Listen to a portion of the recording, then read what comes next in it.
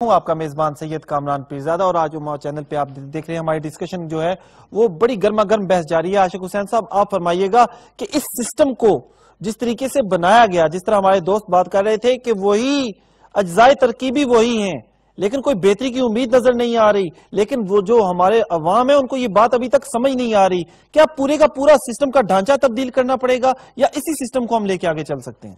کچھ بھی نہیں آپ کو تبدیل کرنا پڑے گا۔ وہ اس لیے پہلی بات تو یہ آپ غور کیجئے، میری اور آپ کی والدہ بھی پاکستان کے شہری ہیں اور وہ بھی ووٹ دیتی ہیں۔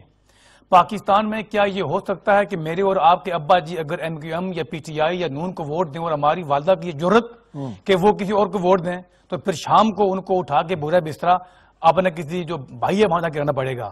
تو میں سمجھتا ہوں یہ 4-5 کروڑ جو ووٹ جو عورتوں کا یہ تو ان پہ ظلم ہے۔ ہمارے ملک میں ہر چیز یہ عجیب طریقے کی ہے۔ ہاں، اس ملک کے اندر جہاں میں خود الیکشن لڑا ہوں، میں نے دعویٰ کیا تو مسٹر سٹیو نے کہا آپ کس پارٹی سے ہو؟ میں نام بتایا، اس نے کہا آپ باہر چلے جائیں، آئی ہیٹ دیٹ۔ پھر اس نے کہا ٹھہریے میری بات سنیے، میری بیوی ادھر ہے، یہ آپ کی پارٹی کی ہے۔ اس نے کہا تھینک یو ویری مچ، میں آپ کو سپورٹ کرتی ہوں۔ یہ ہے جمہوریت جہاں پہ میاں بیوی دونوں ایک دوسرے کی رائے کا احترام کرتے ہیں۔ ہمارے ہاں اس جمہوریت کو ہمیشہ سے اس حد تک بدنام کیا گیا۔ اب ہم کو یہ نظر نہیں آ رہا ایوب، ضیاء الحق یا مشرف نے بدماشوں کو کھلی چھٹی دی ہو کہ لوٹ لو۔ 2 حکومتیں آئیں، بینظیر بھٹو مرحومہ کی، آصف علی زرداری کا نام پورے پاکستان میں بلکہ دنیا بھر میں ایک سب سے کرپٹ بندے کے طور پہ جانا اور پہچانا جا رہا ہے۔ میاں نواز شریف صاحب آئے، آج بھی سیف الرحمان نام کا آدمی ہمارے رہن میں گردش کر رہا ہے۔ اس کا مطلب یہ ہے کہ پاکستان میں جب جمہوری حکومتیں آتی ہیں تو یہ سب کو ساتھ لے کے چلیں گے، بیٹا جہاں تک آپ کو مال بن سکتا ہے بناؤ۔ اور اس حساب سے ہمارا سسٹم تبدیل نہیں ہوگا کیونکہ ہم لوگ جو اس وقت 88 لاکھ بیٹھے ہوئے ہیں غیر ملکوں کے اندر، ہم چاہتے ہو تو اپنے سسٹم کو تبدیل کر سکتے تھے۔ ہماری کوشش ہے یہ سسٹم اسی طرح جاری رہے۔ ہم سعودی عرب میں ہوں، ہم دبئی میں ہوں، ہم انگلینڈ میں ہوں، ہم پروموٹ کرتے ہیں اس سسٹم کو۔ ہمارا بندہ 40 سال انگلینڈ گزارنے کے بعد پاکستان میں جا کے پٹواری کو بلا کے اپنے دادا کی زمین جو ہے وہ ریکوری کرنا شروع کر دیتا ہے اور پھر وہ آگے پیچھے مقدمے بازی کر دیتا ہے۔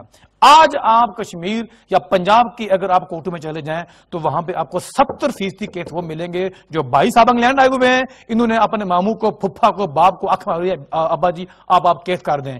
یہ لوگ پروموٹ کرتے ہیں پاکستان کے بدماشی کو، عیاشی کو۔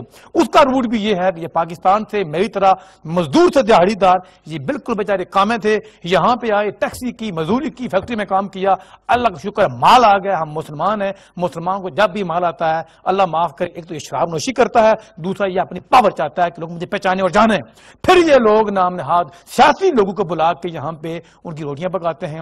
ہمارا ایک بڑا امیر آدمی ہے جس نے کشمیر کے ایک سیاستدان کو بلا کے 5000 روپیہ دیا، صرف آپ میرے ساتھ آ کے کھانا کھائیں، اور کھانے کے پیسے بھی اس نے خود دیے اور پھر خوش ہو کے کہہ رہا ہے کہ ان چودھری صاحب نے اپنی پلیٹ سے بوٹیاں نکال کے میری پلیٹ میں ڈالی ہیں۔ جب اس قسم کے لوگ ہوں گے جنہوں نے 40 سال اس ملک کے اندر سے مزدوری نہیں کی ہے، اس کے قانون کے مطابق زندگی گزاری ہے، جب یہی لوگ ابھی تک نہیں سمجھ رہے، اور اگر آپ کھڑے ہو جائیں آج، کامران صاحب آپ کہہ لیں، اپنے والد کو کہہ لیں، دوست سے کہہ لیں، بھائی سے کہہ لیں، اپنے مسجد کی مولوی سے کہہ لیں کہ میں نے فیصلہ کیا ہے کہ اگلے الیکشن میں حصہ لوں گا، سب سے پہلا جواب یہ آئے گا بیٹا یہ آپ کا کام نہیں ہے، اس کے لیے آپ کو وہ ہونا پڑتا ہے، ڈاکو ہونا پڑتا ہے، بدماش ہونا پڑتا ہے۔ تو اس سے یہ ظاہر ہے کہ ہمارے ابا جی، ہمارے پھپھا، ہمارے چاچا، ہمارے حاجی صاحب، ہمارے مولوی صاحب جانتے ہیں کہ ایمانداری نہیں، بدماشی چاہیے، غنڈاگردی چاہیے۔ اور پھر جب یہ لوگ پروموٹ کر رہے ہیں اس چیز کو تو پھر بھائی کس سسٹم کو آپ تبدیل کرنے جا رہے ہو؟